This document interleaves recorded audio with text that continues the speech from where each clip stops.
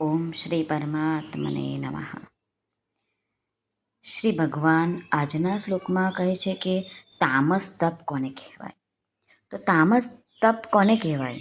ભગવાન અર્જુનને કહે છે કે જે તપ મૂર્ખતાપૂર્વક, હઠથી, મન, વાણી અને શરીરની પીડા સહિત અથવા તો બીજાનું અનિષ્ટ કરવા માટે જે તપ આચરવામાં આવે છે તે તપને તામસ કહેવાયું છે. હવે શ્લોકના માધ્યમથી ભગવાન શું કહે છે આપણે જોઈએ. શ્રી ભગવાન ઉવાચ મૂઢગ્રાહેણાત્મનો યત પીડયા ક્રિયતે તપઃ પરસ્યોત સાધનાર્થં વા તત્તામસમુદાહૃતમ. આજનો શ્લોક છે શ્રીમદ ભગવદ્ ગીતા અધ્યાય 17 શ્રદ્ધાત્રય વિભાગ યોગનો શ્લોક ક્રમાંક 19. રામ સુખદાસજી મહારાજ શું કહે છે આપણે જોઈએ. મૂઢગ્રાહેણ આત્મનો યત પીડયા ક્રિયતે તપઃ. તામસ તપમાં મૂઢતાપૂર્વક આગ્રહ હોવાથી પોતાની જાતને પીડા આપીને તપ કરવામાં આવે છે.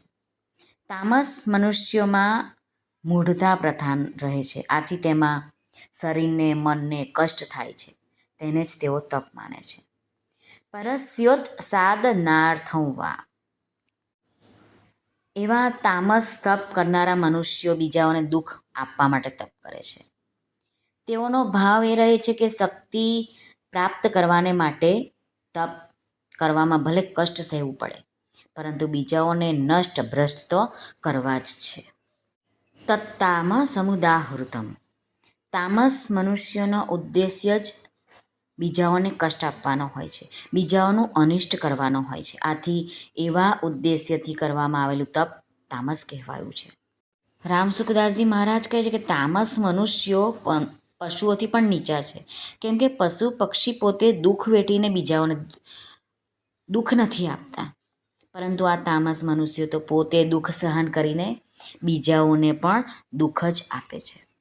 આમ આ શ્લોકના માધ્યમથી ભગવાને તામસ તપ કેવું હોય તે બતાવ્યું છે.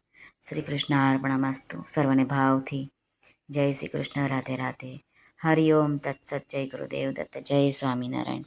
જય માતાજી. નમઃ પાર્વતી પતે. હર હર મહાદેવ. સિદ્ધેશ્વર મહાદેવની જય. આજના આનંદની જય.